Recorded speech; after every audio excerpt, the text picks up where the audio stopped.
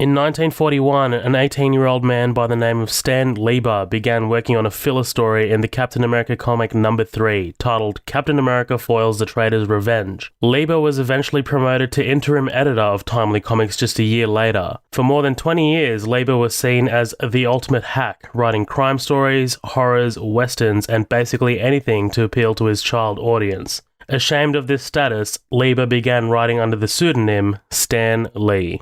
In 1961, at the age of 39, his wife Joan encouraged him to write the kind of characters that he wanted to create. Inspired by the likes of the Detective Comics heroes Batman, Superman, and Wonder Woman, Lee, together with artist Jack Kirby, came up with the Fantastic Four. Little did Lee know he had just changed his life, the comics industry, and popular culture forever. Welcome to a very special feature episode of Midnight Double Feature, and on this episode, Matt and I are going to be looking back on and celebrating the life of the late great Stan Lee.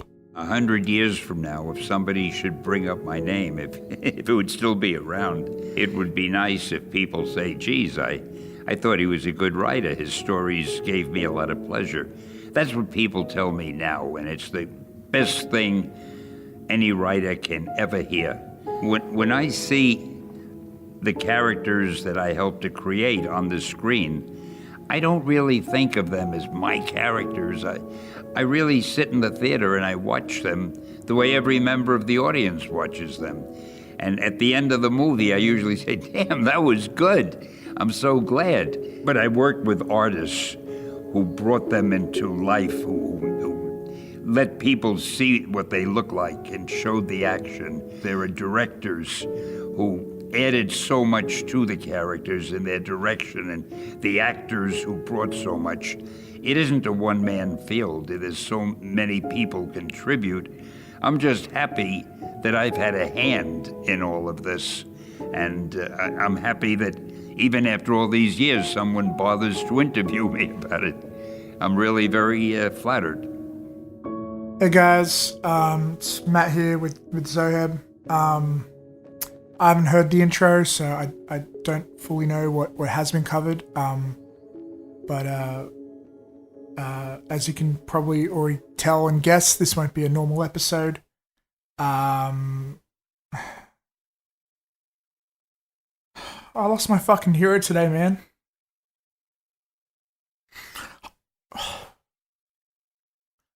I have not been this emotional about death ever in my entire life. I'm not talking celebrity deaths. I'm even saying my personal life. Like, I guess I've been lucky that I haven't had a lot of close people in my life pass away. But Stan Lee, like, yeah, I feel like this dude raised me, bro. We're recording this at 8:10 p.m. at the moment. I've been crying all day. I heard the news this morning. Zob, say hi to listeners. Say hi. Hey guys, I'm here as well. Yeah, he's here. Sorry. Let me just bring this up. I wasn't thinking of mentioning this, but it just occurred to me. You messaged me this morning, and that's what I was gonna say. Yeah. I'm just gonna read this out. Where is it? 7:39 a.m. So almost exactly 12 hours ago. Zob's like, Matt, we're recording tonight. Gonna need to fight through the tears. What tears? What happened? OMG, I just saw. And then I didn't speak to you for another couple hours. I laid in my bed and I don't know about you, man, but when I first hear these things, I always assume it's fake. Like, there's so many trolls on the internet, hey. But my entire news feed on like every social media channel has covered it. And I guess I should have been surprised. Like, he was fighting a lot of illness over the last year, and he is 95. But it wasn't for another couple hours when I was just crying and crying in front of the mirror. And I was like, shit, do I go to work or not? Then I did. And I cried on the entire train ride, and everyone was just looking at me like some fucking weirdo. And then I was like, if I just work really hard, dive deep in my work, I'll forget about it and I'll get over it. And then I decided to cheat on my diet because I'm on a diet right now. I decided I'll go out, get some comfort food. And I do that like because I've been quiet all day. One of my colleagues at work is like, "Hey Matt, are you okay? You seem a bit off today, upset." I'm like, "Yeah, well," and I'm so like scared. I'm just gonna be judged for being upset over a guy who made a couple comic book characters, you know? Because that's how I was raised as a kid. I was bullied for reading X-Men and Spider-Man comics, you know? And now these characters are beloved worldwide. But yeah, and I'm like, well, did you know? I know you might have heard that like the guy, some of the main guys behind Marvel passed away. Just, oh yeah.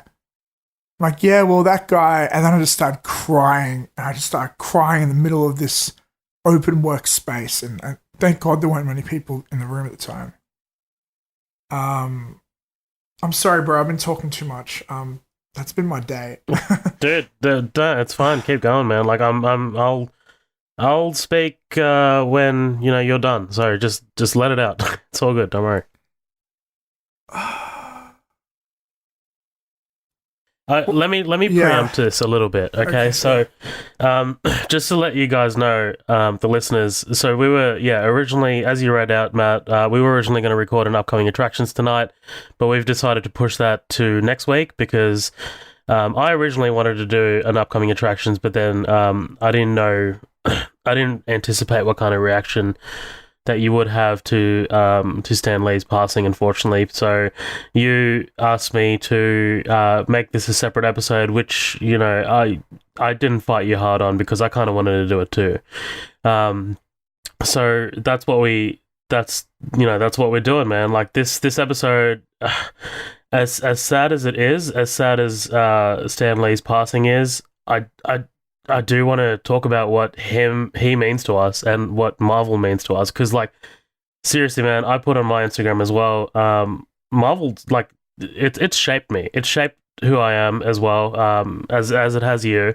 And, we do have a few comments and stuff that I'd like to get into later. But, yeah, man, to say that Stan Lee was an influential guy is an understatement. Like, the guy was just a straight up legend. It doesn't get any more unique than he does, because if you talk about people who've impacted popular culture, obviously it's a long list, but when you talk about people who've impacted popular culture on this scale, that list becomes very, very short. And Stan Lee is probably like right up there.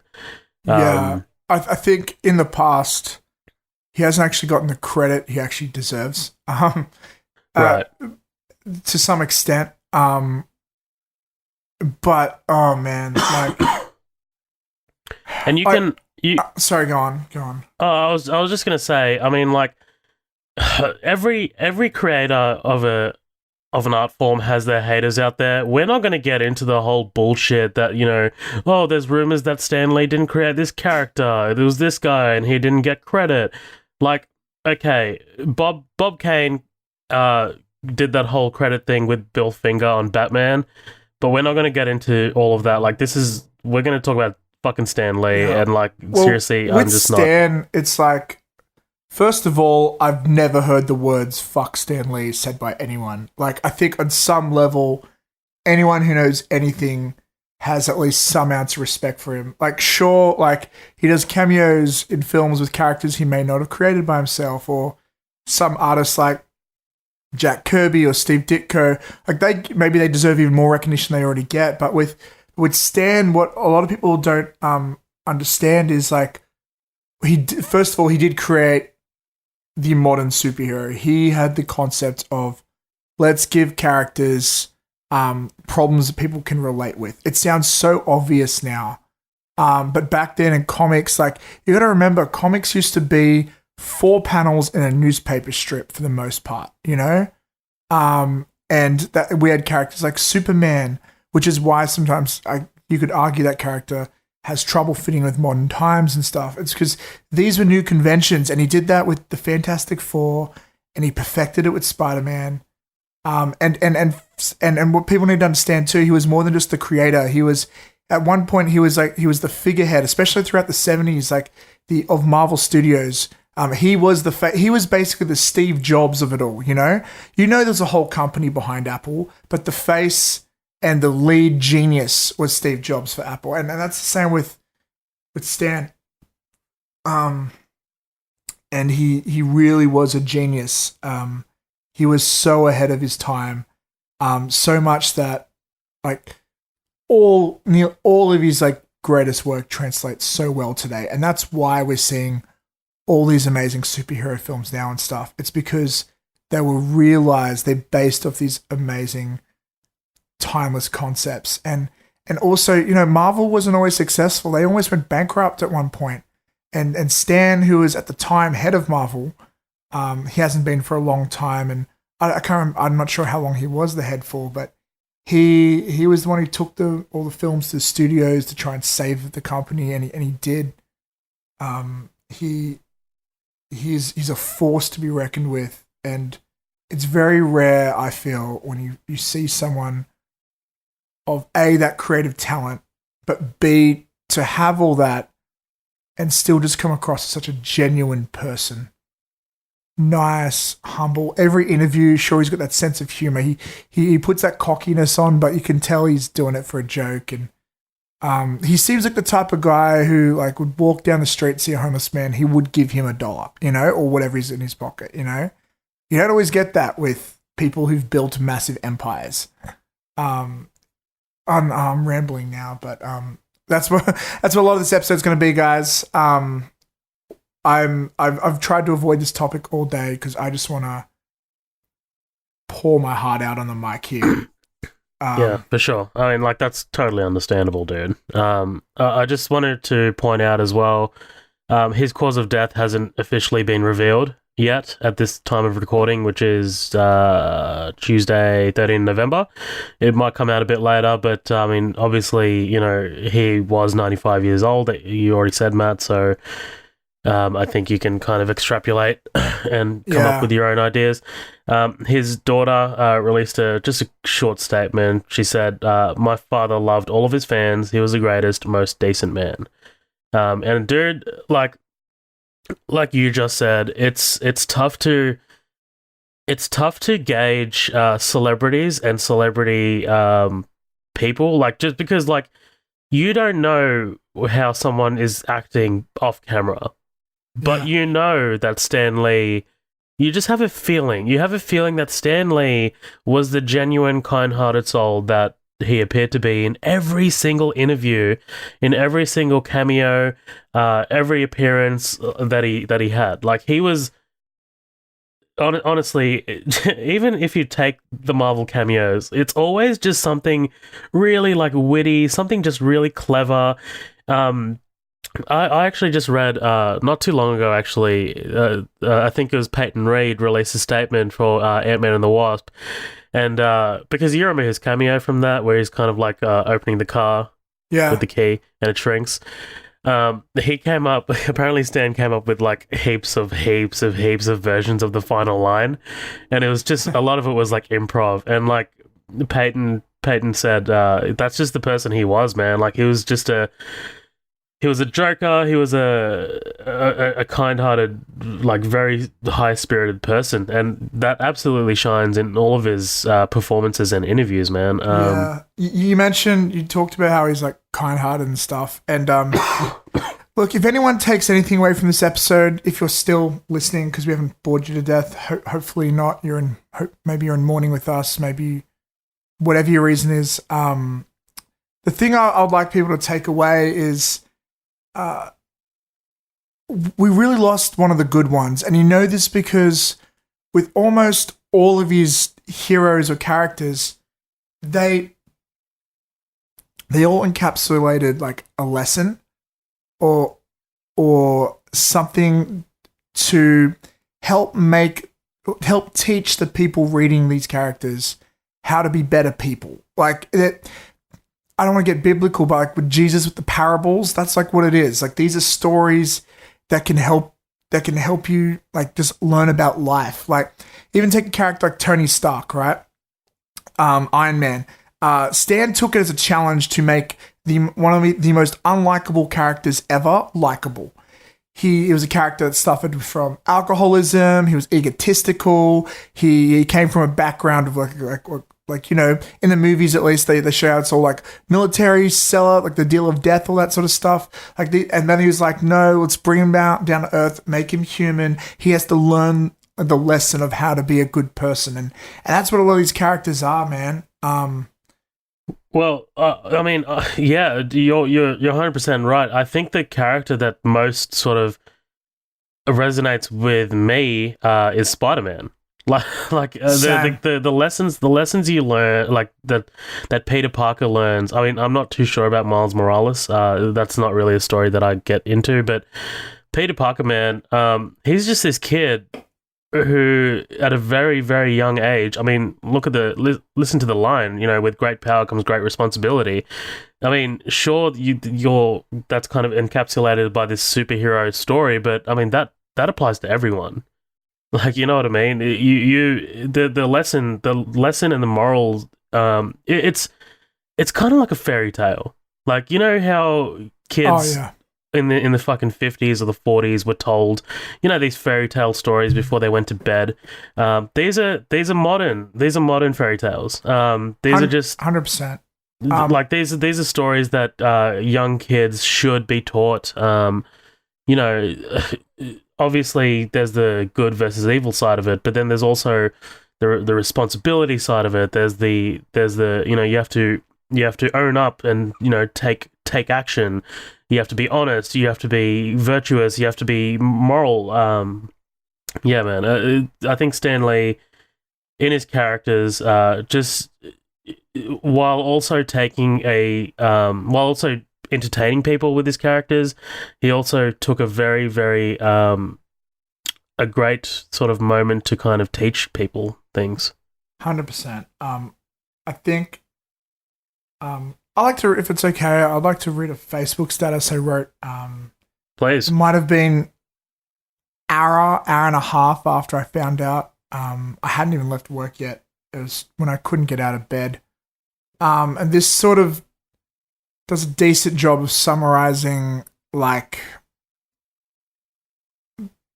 the impact of the characters in a way at a young age. And something I just want to mention first is like something I hear a lot of people saying today is like, he was a big part of my childhood. I love the things in my childhood. And like, it's not childhood for me. It's life for me. It's we got this fucking podcast mostly because of Marvel conversations, you and me at least. Like that's part why I'm in here, because of my conversations with you. We've been to so many fucking midnight Marvel movies. Yeah, like, you know, like those wouldn't be possible without Stan. Yeah. Like, you know. So, anyways, here's the status. Spider-Man taught me the importance of helping others and what it means to be a good person. The X-Men taught me about the value of friendship and to look out for each other. The Fantastic Four taught me the importance of cooperation and teamwork. Stan Lee taught me about empathy and the power of storytelling. I wouldn't be who I am if it wasn't for these lessons, characters, and stories. I was practically raised by these characters. When I was little, I was the only person I knew who read comics, and I was bullied and teased for reading them. And now these characters are beloved by all, worldwide, everyone of all ages. Thank you, Stan, for everything and for making me who I am today. Stan Lee created many great superheroes, but the greatest superhero to me was Stan himself. Excelsior, enough said. Admittedly, something I should have added in there is the X-Men also did tell me not to judge people at who they are. And a lot of people have talked about how the X-Men are, they've been stand-ins for outsiders throughout history, whether it be like, you know, they're the weirdos, the freaks, and people that are also, in the X-Men films especially, they've been really seen as like a metaphor for like the LGBT Race. community and race. Yeah. Sometimes it's used as race, sometimes it's this and that. And honestly, I think that really played into helping me being an open-minded person and more tolerant and accepting. I remember like around the same age, I started realizing it wasn't cool to like superheroes anymore in the early 2000s. Probably around the time like Eminem got famous and like worldwide famous and stuff.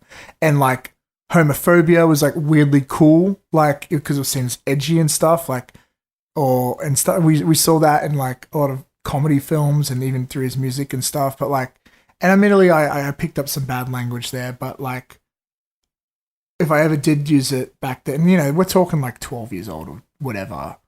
And before politically correctness was what it is now. But I never said anything from a place of hate. And I honestly think it's because I had a good influence in my life.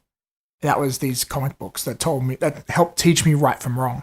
Sure, I had religion growing up, but like, Jesus he had nothing on Spider-Man, bro. Like, Spider-Man was the one teaching me to be a good person and to, you know, and even like what I love with these stories is like, even when the bad guy is about to lose, like the good guy often like gives him a second chance. He goes, I want to help you. I don't want to hurt you or whatever. And I've always loved that. I can't explain, like, Just quickly. I really pride myself on being nice to others and kind and a good person. And I really do think I got it from these stories. Yeah, fantastic. Yeah. No, I was just gonna chuck in a joke, but I was just gonna say we lost all of our Catholic subscribers. Sorry, guys. We can talk about religion in another episode. No, that's not happening. We're good. Midnight double preacher. I don't know. I'm going. Midnight double preacher. I don't know. But it's something that's also a little funny is with that status, I posted an old Instagram post, which is once when I was much younger. I think this might have been 2014 or 15 or... No, it wasn't 15. Maybe it was 13. Who knows, right? It was when Stan Lee came out for Supernova Convention. And it's very rare for Stan to come to Australia because it's like a zillion-hour flight from the States. It's fucking far. And yeah, I saw him do a talk. I was all the way up the back and I got a really shitty photo of him from far away. But at the time, I was working, I think, in fast food. I was very broke. And I couldn't afford $100 to get a photo with him. But what I really wanted to do is spend $200 and also get him to sign my arm and I could tattoo his signature on my arm. And funnily enough, I think it was this year or last year, you introduced me to a mate of yours who did the exact same thing on, I think it was his arm as well. It was like a tattoo of his signature, which is crazy. But what I did do that day, there was a life-size cutout of a cartoon version of Stan, and I got a selfie with that. So I was like, close enough. That's awesome. Yeah. But fuck, dude. I got a question for you. Go on. So what was the first movie that you saw Stan Lee cameo in? Because I mean, this guy, a lot of people don't know. He hasn't only just appeared in Marvel Studios films. Like, he's gone all the way back to, like... I'm not even talking X-Men. I'm not even talking X-Men. I'm talking, like, Fantastic Four TV series back in the day. He was in Kevin Smith's movie Mallrats. That was 1990. I think you mean the Hulk TV series. No, Fantastic Four TV series. He was the narrator of the Hulk TV cartoon, series. Right? Yeah, sorry. You mean yeah. Sorry. He was the narrator of the Hulk TV series in 1982. He narrated Spider-Man and His Amazing Friends in 1981. So I first saw him. It was an animated version of him, and I believe it was the series finale of the Spider-Man cartoon from the 90s. Okay. Or 90s, maybe early 2000s. 1998, Spider Wars Chapter 2, Farewell Spider-Man. So that was... it's a really great cameo, I think. So the whole plot line of that is involves him and Madam Web going through multiple dimensions, and it's picking up with the Secret Wars storyline a little bit, and has so many cameos from other superheroes. But then at the end, like his little reward, Spider-Man's always felt underappreciated because of J. Jonah Jameson was going after him and stuff. And sort of cheer him up at the very end of the series. And Web's like, I'll take you to this other dimension where people actually worship you. And he he takes him to supposedly our world, and he goes into Marvel Comics, and there's Stan on the phone. And he's like, Pam, hold my calls. I think I'm finally going crazy. And I can't do the voice. I won't try. He hangs out with Stan Lee for like a couple scenes. Or maybe it's one scene. And they go swing through the city together. And he's like, I created you. I drew you. And Spider-Man was just like, he finally got... It was like a really cool way to end the... Even though it was a kid's show, it's a cool way to... Because he's always fighting with everyone hates Spider-Man. And this is like, oh, now I'm in a world where everybody loves Spider-Man. And he's with Stan. And it was such a great moment. And even as a kid... So I knew Stan before that, because in the comics, he would write the editorial at the back of the comics, and it always ended with like Excelsior, enough said, all these catchphrases. And oh man, his personality sprung through that page. You could tell he wrote it. But I'd never really seen what he looked like at the time. And I saw that, and I'm like, that's cool. And then I think the next time I saw him, there was there's like a how to draw Marvel comic book character book. And it had like some VHS tape, and you can find it on YouTube. It's crazy. And it's him, and he's kind of young there. Like it's clearly his 70s. He's got like those orange aviators on and shit, and he's there talking about how to draw characters and stuff. And it's really dry content. But I was like, wow, he made Spider-Man. Yeah, for sure. What was the first time you saw him? So I've mentioned plenty of times on the podcast that I'm not a comics person. But the first time I ever saw him was X-Men. 2000. I was 7 years old, and I remember hearing at school, man, like someone was like, hey, did you know the creator of X-Men is in X-Men? And back then, man, like things like that were like mind-blowing. Yeah. And I was like, oh my God, who is he? And I remember, okay, so I didn't buy X-Men. Actually, I didn't buy most of my VHS tapes back then. I'm 7 years old, and my parents, I'm going to buy every fucking thing. So we used to tape them. Yeah. And basically, we taped X-Men. I'm pretty sure I've still fucking got it. I'm fucking gotta dig that shit out. I gotta find the VCR, but yeah. So does this mean you paused every single frame of that film trying to figure out which one it was? No. Someone told me. Someone was like, it's that old man at the beach when that Senator Kelly guy walks out of the beach and he's serving the hot dogs. And I was like, no way. And like, dude, that was him. It was like, I was like, oh, fuck, man. He looks, that's awesome. You know what's crazy? First time I saw it, I didn't even see him. I must have blinked or something. Yeah. It was very, very quick. It was like, I don't think he had any lines, but it was like, I remember it being like a recording as well, because I remember immediately after that, there was like an ad break. So yeah, man, that was definitely my first time I saw Stan Lee. And then after that, it became, oh my God, it's Stan Lee. Oh my God, it's Stan Lee. Oh my God, it's Stan Lee. And then like, dude, you and I have been to enough Marvel movies together now. Like when we see Stan Lee, we're both like, oh, that's cool. But for me, the joy is hearing the audience like exclaim, like, dude, that's fucking awesome that they know the creator. Like that's fucking sick. Some people don't know who he is, but they understand he's important. Because the amount of times I've had a few times where people go, "Oh, you know that old man that's in every Marvel movie?" And I'm just like, and every time I'm like, and just gritting my teeth, and it's like, yes, I do. I know the old man. Yeah. Oh man. I have a question for you now. I rewatched Deadpool 2 because I missed seeing him. Yeah. I didn't realize his cameo was as a graffiti. And like the lower left-hand corner of the screen. So we did we watch that together? Because I remember pointing it out to whoever I was with, and they fucking missed it. And I was like, "Fuck!" Oh, you know what? No, but it wasn't me because I saw it in Melbourne. Yeah, I got a fun question for you. Yeah, ask me. What is your favorite Stan Lee cameo of all time? Of all time. Do you want me to say mine first? While you think? Yeah, okay. Okay, so mine is and the movie's not good. I'm going to 100%. Actually, I really don't like this movie. and it's not in the Marvel Studios. It's not in the MCU. It's the Amazing Spider-Man.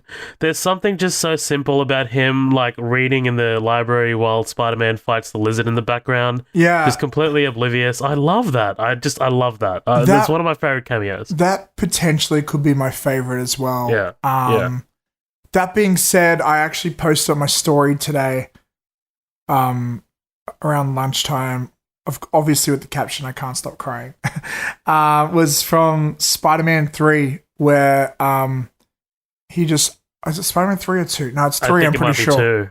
Is it 2? It's whenever he goes to Tobey Maguire, Yeah. I guess one person can make a difference. Yeah, that's one of the best Stan Lee quotes out there. Just because it's really captures the point of Spider-Man, and it's like he's with the character. Like, I wish they gave him more cameos like that, where like they usually just give him a comedic thing and he can tell you down a green screen away from everything else. But like, I wish he interacted with the characters more. Like, my dream sequence, I've always said this, my dream Stanley cameo would happen in probably the next Avengers movie.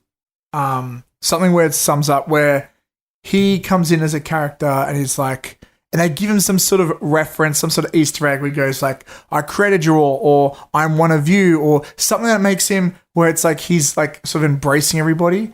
And we've heard rumors in the next film, there's definitely a scene that involves most of the characters or something, but I don't know. I wish Stan was somehow incorporated into a scene where I see him side by side with the heroes he has, you know? You know what? They might, but Kevin Feige said today, actually, that Stan's already filmed his Avengers 4 cameo. Yeah. What we do know is he's filmed that. He's also filmed his cameo for Captain Marvel, Spider-Man Far From Home, and I feel like there's a fourth one. But it can't be, because what else could there be? Also, I wouldn't be surprised if he has an animated cameo in the Spider-Verse movie. Yeah, probably. I don't know, like, that's not confirmed, but I'm willing to bet it is. Like, he was in a game. Like, come on. Yeah. He also was in Venom, which I actually did not expect. Yeah. I did like all of the celebrity thoughts, man. Like, everyone just loved this guy. He was just so universally loved. Let me read a few sort of celebrity tweets. Obviously, most of them are Marvel related.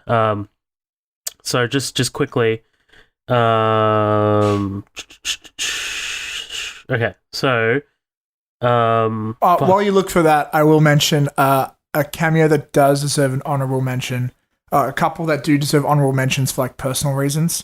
In X-Men: The Last Stand, he's with his wife. With the hose. Yeah, X-Men Apocalypse. Sorry, he's with his wife. Which is like obviously has important memories for him.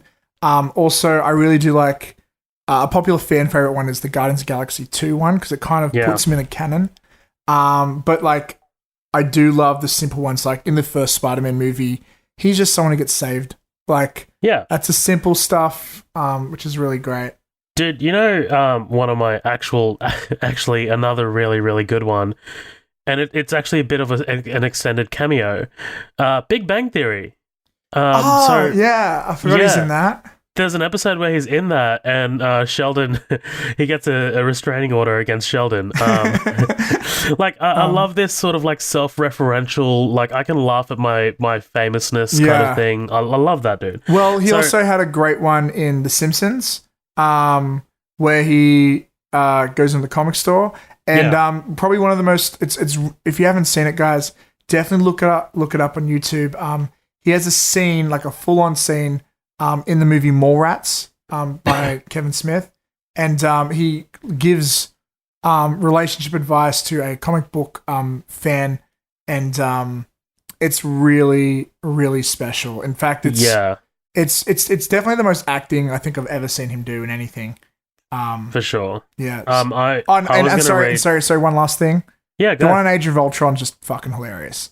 what was this one in Age of Ultron?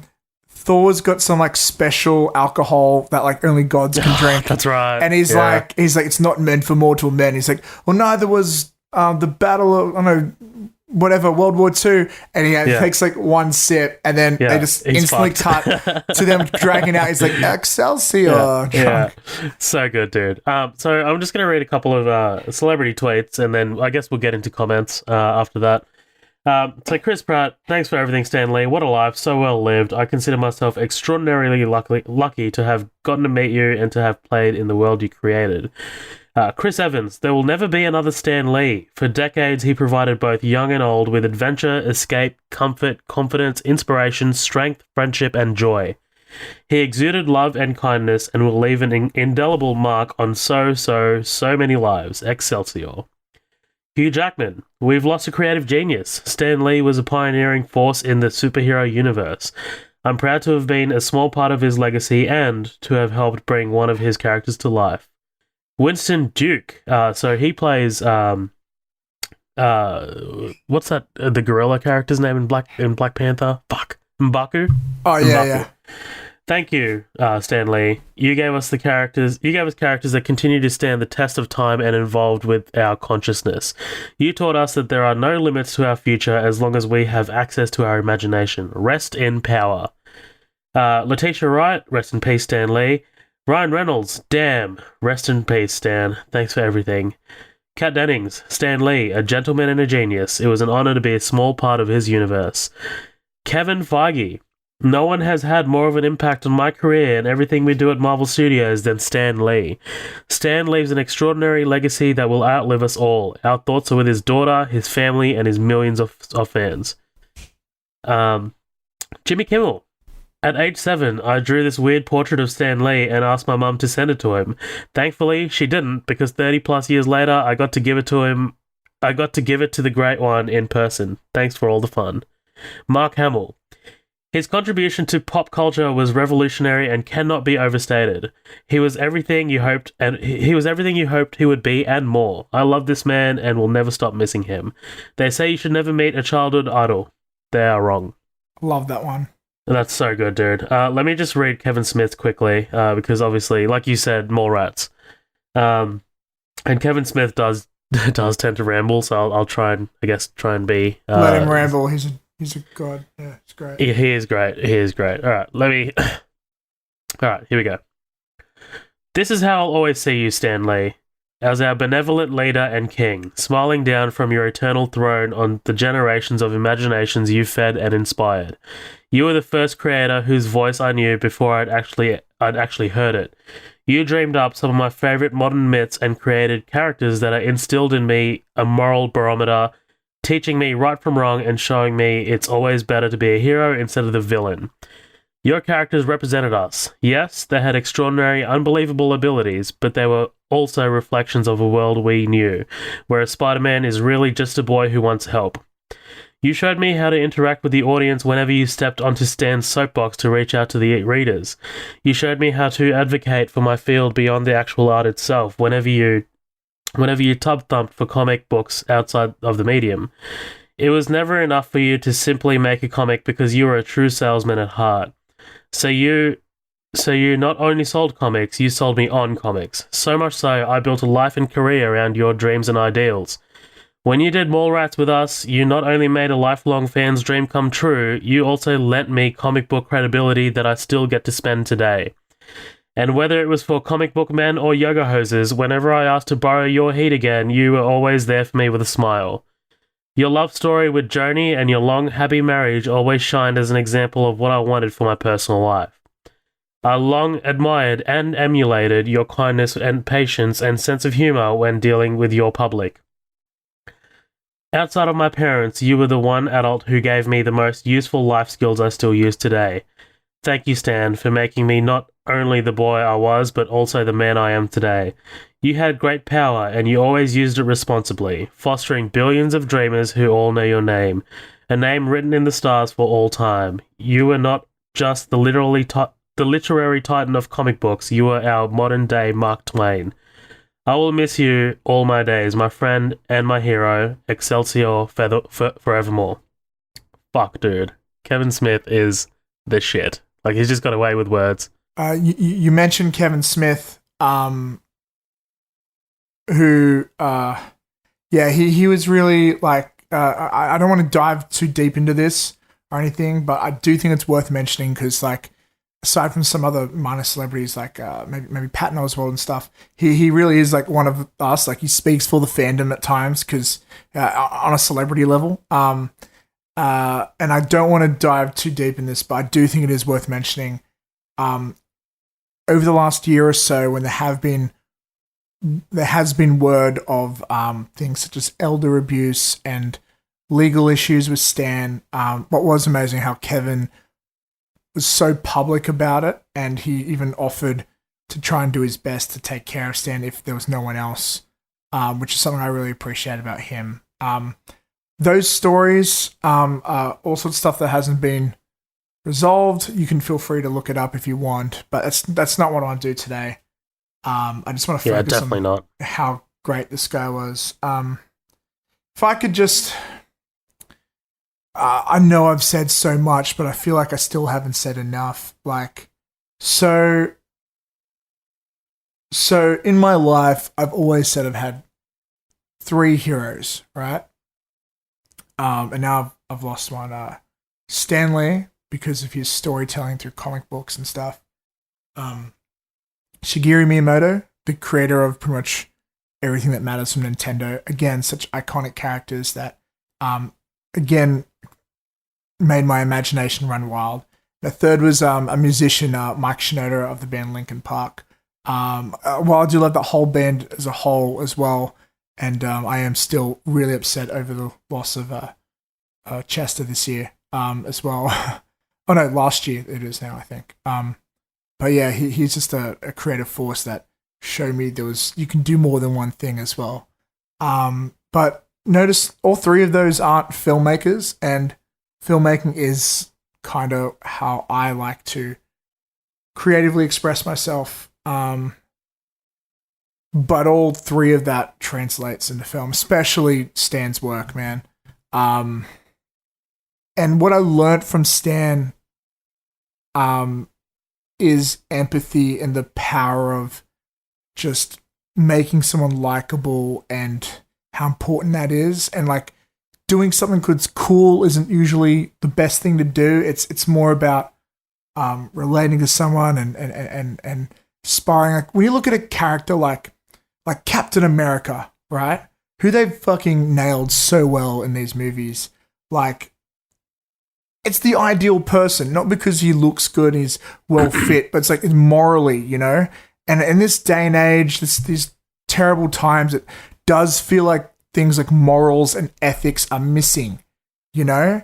And then you have these characters that do what they're supposed to do. They're meant to represent the best ideals of who we should be or who we should aspire to be. And I feel like that reflects back on Stan.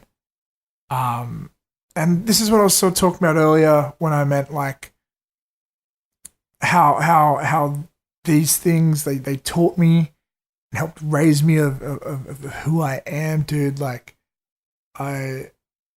it's like losing another parent, you know, to me at least. Like, that's how connected I feel to him, you know. I really do feel like, you know, sure, he didn't teach me how to walk, but those comics helped me learn how to read.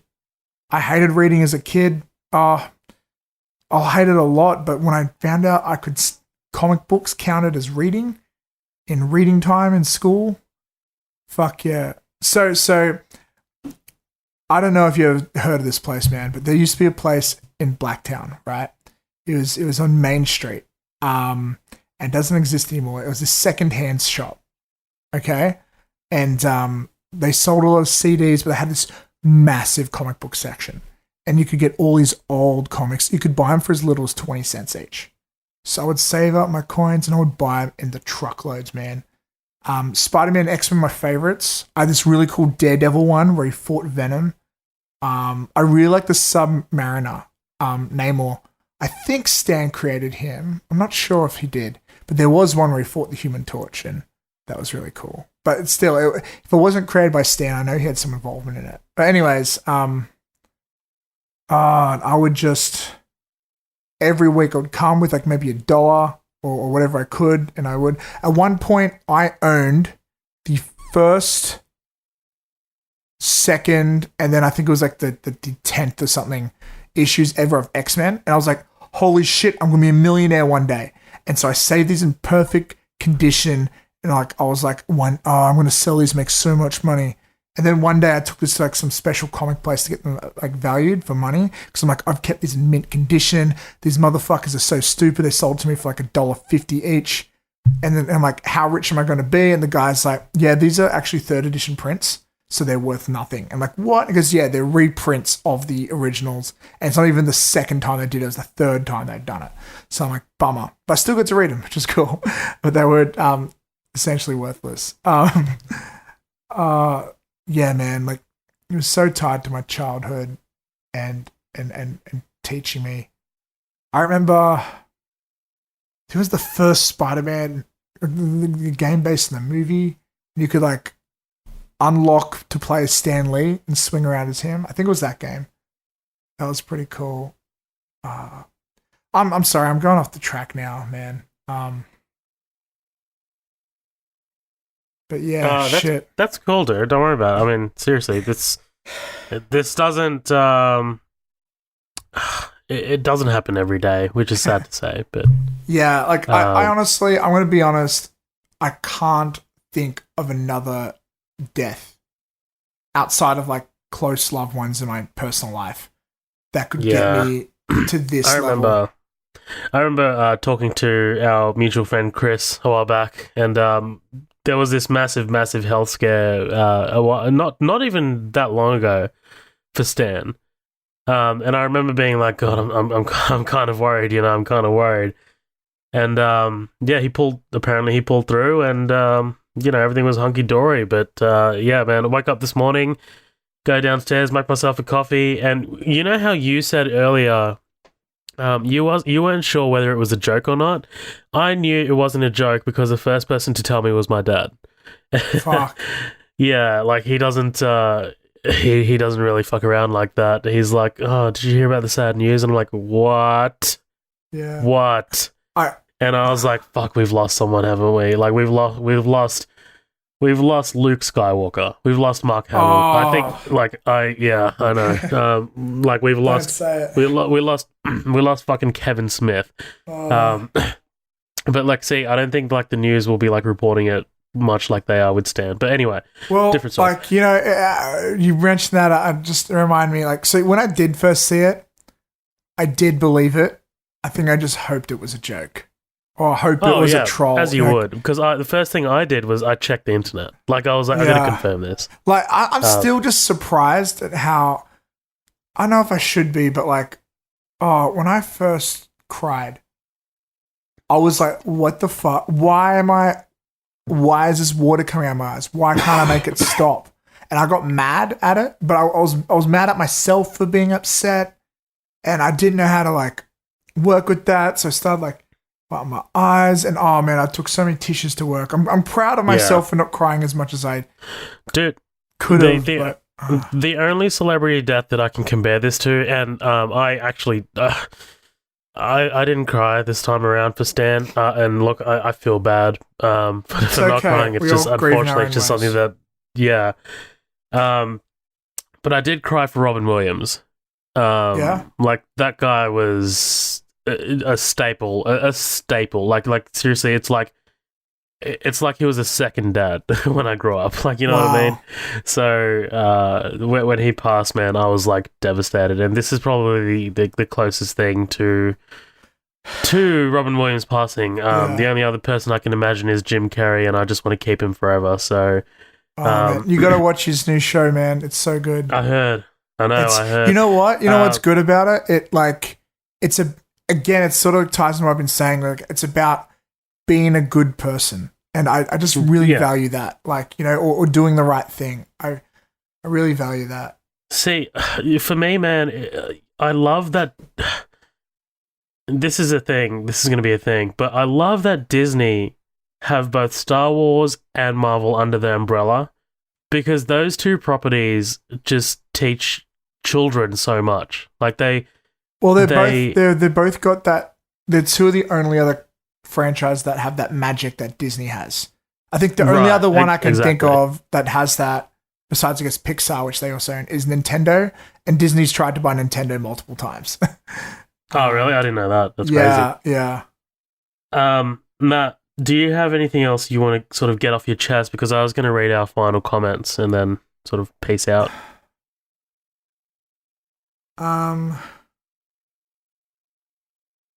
Maybe your final closing statements or something. Maybe your little eulogy. I guess if I could. I kind of wish I prepared something, but I'm also glad I didn't. If I could say anything to Stan, like if for some reason I was sitting in a room just opposite of him right now, and he wasn't being all loud and exuberant as he is. I imagine he would be. He'd be like, "What do you want to tell me, son?" if I just had, if I could say anything, I'd look him in his fragile eyes, assuming they're not covered by those glasses, and say, Stan, thank you for showing me hope in the world. Thank you for showing me to find the good in people, even when it seems like it's not there. Thank you for teaching me that with great power comes great responsibility, because I've taken that and realized that even with very little power, we still have great responsibility to do what's right, to do good things. Thank you so much for continuing humanity's stories, from the Egyptians and their things to like religion to fairy tales. Like the modern fairy tale is what you've done, and I hope that throughout your life you have felt appreciated. I really hope. Like I know you've signed a zillion autographs and done a million talks to a billion people, but I hope that you know that you've done something special. I hope you've lived a happy life, and I love that your work ethic of that. Just even after just you didn't settle with Spider-Man, you didn't settle with the X-Men, you didn't settle with the Incredible Hulk. You kept creating stuff with Power Entertainment, and you did like those crazy like sideshows, like that was like game show. I think the Who Wants to Be a Superhero, that was crazy, man. But most of all, thank you for making me who I am. I make films and as a storyteller, and they're not even that great. But you taught me about the power of storytelling. Sure, I watched Power Rangers as a kid and whatever else, but the characters from Marvel that you did, they changed something inside of me, and they stayed with me, and they are still with me, and I hope that the rest of the world can learn from you what I learned to aspire to be these heroes. They don't have to be people that are just for entertainment on the screens. We could be them, and we'll never have another person in this planet like you. So thanks, Stan. You deserve all the happiness a human being can ever have. And thank you for making me who I am. Oh God. That's beautiful. I obviously can't follow that. I'm sorry. Hey dude, don't worry about it. I'm just gonna, I guess, wrap with pretty much my thank you. Like the only way that I can approach it is this is funny. This is a funny story, actually. Stan taught me how to argue. What? Yeah. So let me tell you this. A lot of my other friends aren't fans of the MCU or superheroes in general, which sounds crazy. Like my actual other friends that I hang out with, you know, they don't really dig these MCU movies. They're saying, oh, there's too much, and you know, the end, like you already know that the good guy's gonna win. But I would fight back. I would argue back with so much intensity, and basically I've written paragraphs and fucking essays and just explaining why these are amazing stories, and these all came from this one man. Not all, but the ones that I'm talking about here. You know, the interconnectivity, the things that they teach people, the action. God damn, we didn't even talk about any of the amazing action sequences that fall off the pages of these comics, dude. I do have something to say about that, actually. Yeah. But Stan taught me how to argue. Like this was embedded in my DNA to be a lawyer, to argue from a very young age. And you know, in general, for me, it's about arguing movies, but it goes a step further than that. It's about arguing movies that I like. And I don't like, without Marvel, I'm half a person, because the other half is Star Wars.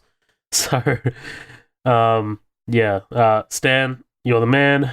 That's your nickname. Thank you so much for everything that you've done, for contributing to pop culture, for steering the course of pop culture for millions and millions of people, and just basically leaving your mark in the entertainment industry, which is no small feat. So, thank you, Stan.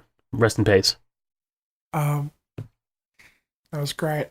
Before we do go on with the comments, two things I did forget to mention that I want to quickly touch on. Mention how the action just leapt off the page. Like, there's something about the way he wrote stuff, and he took this really forward, and he doesn't deserve all the credit for this.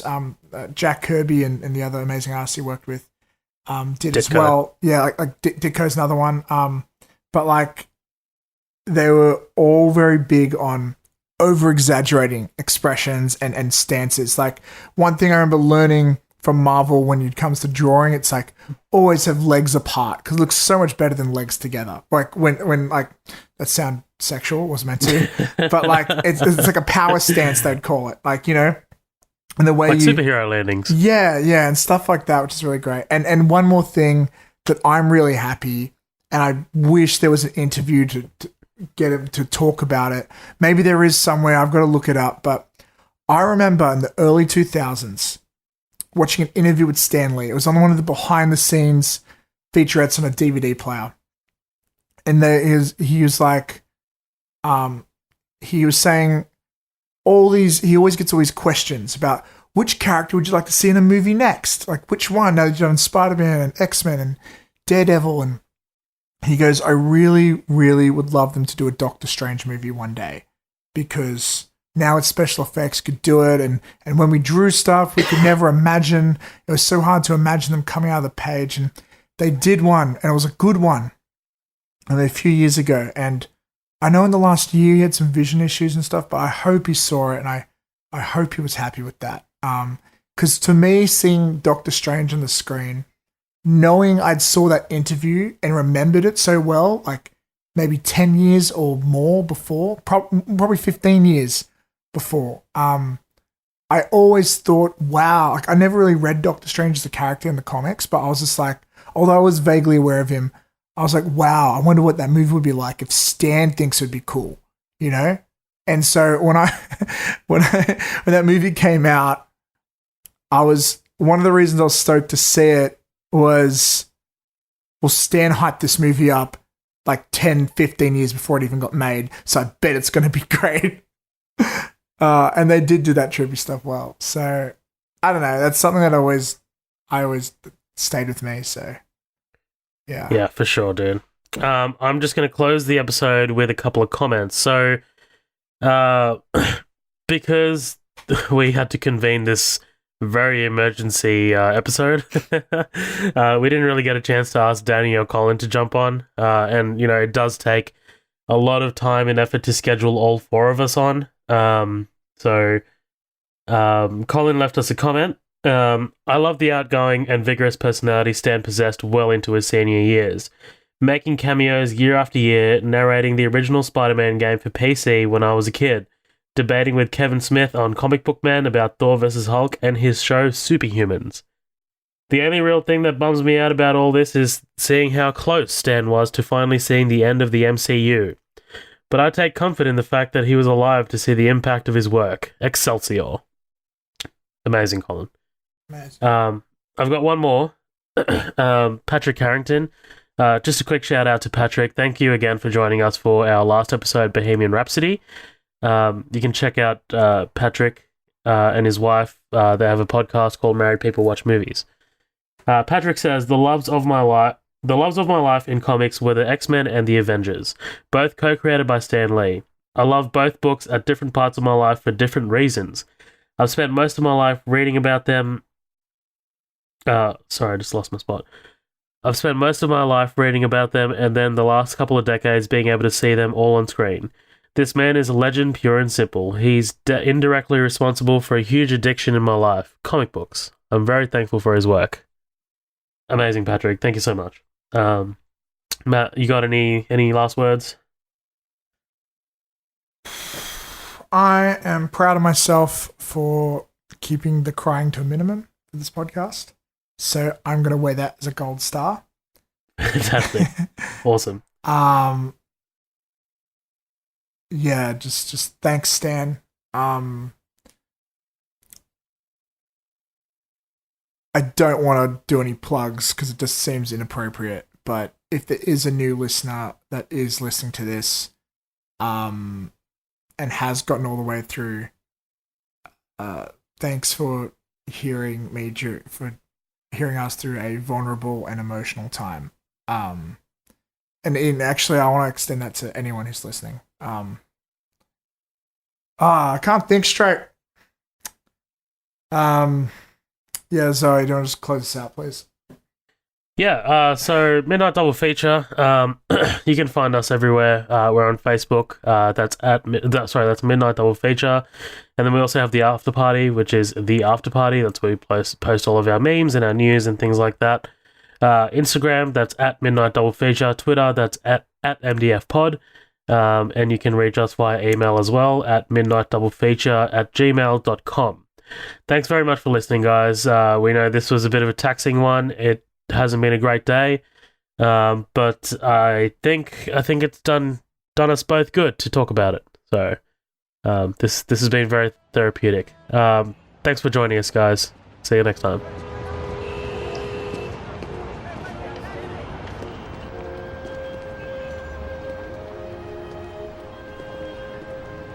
You know, I guess one person can make a difference.